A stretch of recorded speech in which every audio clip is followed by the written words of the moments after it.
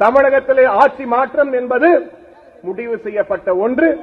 அது நடக்க போகிறது. அதை நாம் காண போகிறோம்.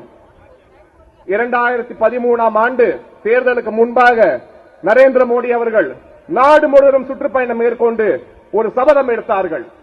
அதாவது குடும்ப அரசியலை கையில் எடுத்து கரப்ஷன் மூலமாக கட்சி நடத்தக்கூடிய காங்கிரஸ் முக்த் பாரத்தை உருவாக்குவோம் என்று கூறினார்கள்.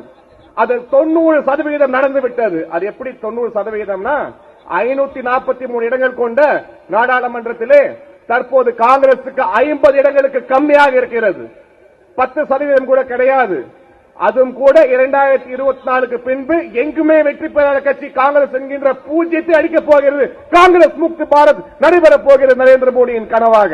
அதே போல 2023ஆம் ஆண்டு தமிழகத்தின் பட்டி தொட்டி எல்லாம் கிராமம் தோறும் நமது மாநில தலைவர் மரியாதைக்குரிய திரு அண்ணாமலை அவர்கள் என் மண் என் மக்கள் யாத்திரை மூலமாக ஊர் ஊராக சென்று மக்களை சந்தித்து ஒரு சபதம் எடுத்திருக்கிறார்கள்.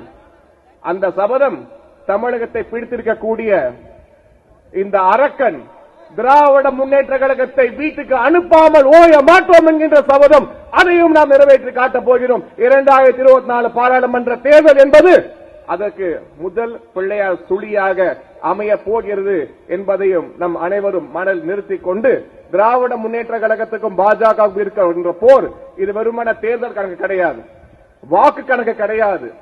அதையும் தாண்டி சித்தாந்த போர்.